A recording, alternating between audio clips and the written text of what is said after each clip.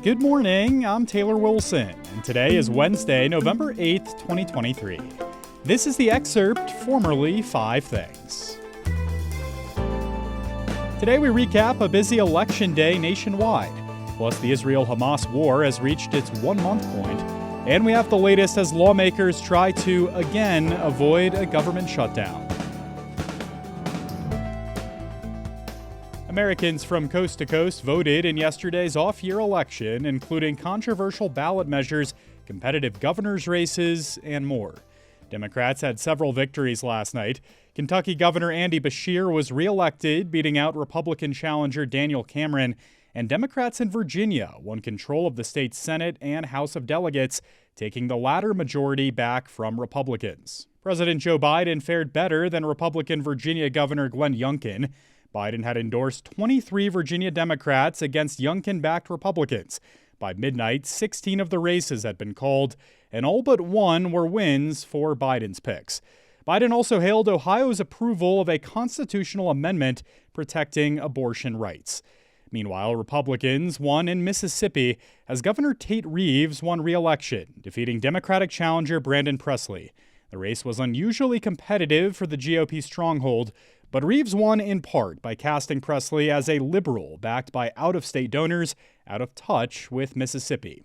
You can read more from Election Day with our recaps on usatoday.com.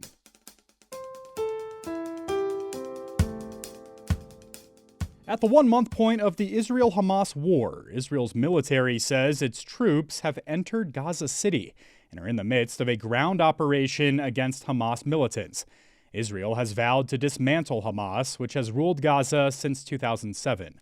A Hamas spokesman denied that Israeli troops had reached deep into Gaza City and said many of them had been killed. Neither side's claims could be verified. The pace of Palestinian civilians fleeing the combat zone in northern Gaza is picking up. The UN Office for the Coordination of Humanitarian Affairs said yesterday that about 15,000 people fled yesterday, compared to 5,000 on Monday and 2,000 on Sunday. The densely populated northern part of the territory has been a focus of Israel's push to crush Hamas in the wake of a Hamas attack in Israel last month. Israeli Prime Minister Benjamin Netanyahu said in an interview with ABC News that aired Monday that Israel will have, quote, overall security responsibility, unquote, in Gaza for an indefinite period after the war ends. It was the first time Israel's leader publicly shed light on his apparent long-term plan for Gaza.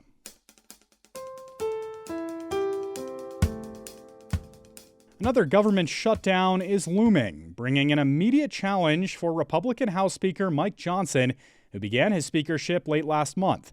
I spoke with USA Today Congress, campaigns, and democracy reporter Ken Tran for the latest from Capitol Hill. Ken, thanks for hopping on the Excerpt. Thanks for having me. So House Republicans are working to try and avoid another looming government shutdown, and new House Speaker Mike Johnson has offered 3 options to fellow Republicans. Ken, one would be a so-called continuing resolution. Congress avoided a shutdown last time in September by passing one of these. Could you remind us what that is and what chance does it have as a solution this time around? So Congress right now has 9 days to avert a government shutdown.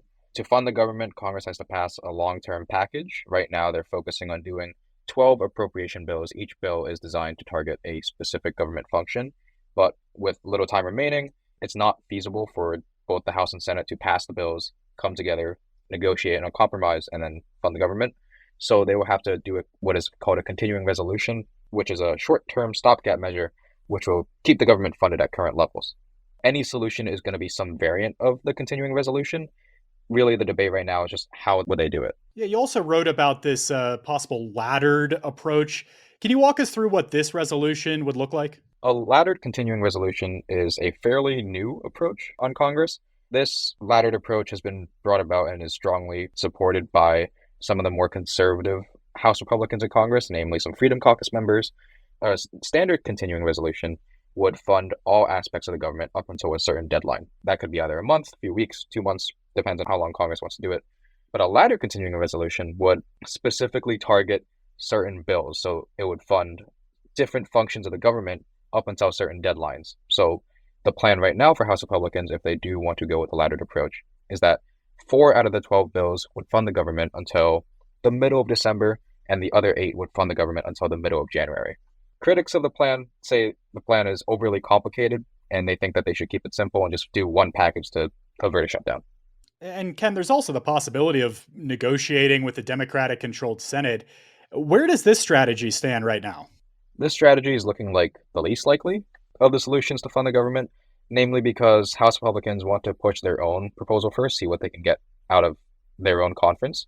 Eventually, they will have to negotiate with the Senate if they produce something that the Senate's not a fan of, but they'd rather push something on their own right now to strengthen their negotiating position and say, here's what we did. We need you to push something forward. Let's fund the government. Ken, Speaker Mike Johnson is new on the job, relatively new, and has inherited a really fractured caucus. How eager do other lawmakers seem to be to work with him at this point? Something important to note is that former House Speaker Kevin McCarthy faced a lot of backlash throughout his entire tenure as Speaker from the more conservative lawmakers. One of the reasons why he was removed as Speaker is because he put forward a clean continuing resolution that kept the government funded exactly at current levels on the House floor. He got removed for that, and new Speaker Mike Johnson might do that, and the conservatives are more open to keeping him in office because they say that he deserves a little grace period to adjust to the job. All right, Ken Tran, great insight as always. Thank you, Ken. Thanks for having me.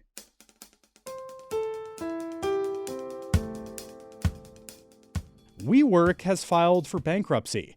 The office-sharing company filed for Chapter 11 protection in New Jersey federal court on Monday, just years after being valued at $47 billion. The filing is limited to the company's locations in the U.S. and Canada, and is part of what WeWork is calling a comprehensive reorganization of the business.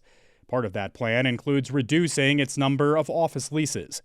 WeWork was founded in 2010, providing office and co-working space, and the company was made infamous last year with the Apple TV series called We Crashed.